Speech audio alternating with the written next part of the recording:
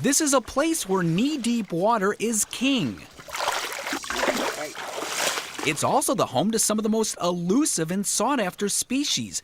Here in the Big Cypress National Forest in the Florida Everglades, it's easy to get lost. Yeah, we're right about here. So Jim's along to help us navigate.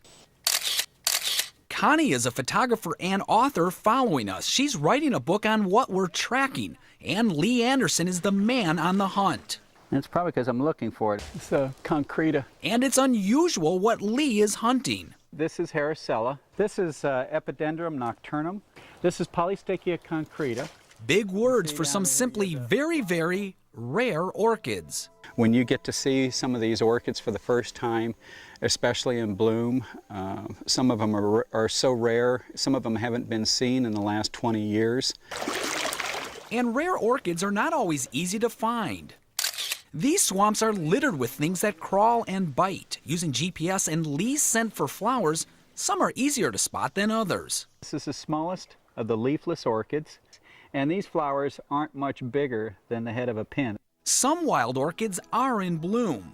This is Epidendrum nocturnum. It's a night-scented orchid. Only has its fragrance at night, which is why they call it night-scented, and it's pollinated by a moth. But I wanted to see the elusive ghost orchid.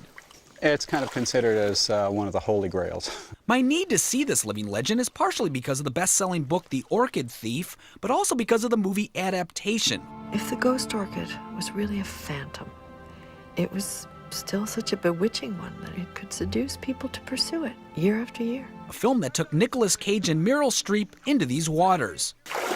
So we waded through water, more water, and more water.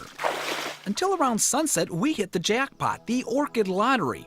One ghost in bloom. Ghost orchid is pretty rare. It's one of the 4 species of the leafless orchids. And they used to be fairly common, but they're in bad shape right now. But he wants rare orchids to go from bad to good in the wild, and he's making this happen through science. Lee and other orchid experts here are using symbiotic propagation. Using a natural fungus, they are germinating orchid seeds in the lab. The seeds don't have meat around them like corn or peas. It's a very fine powder. Right there?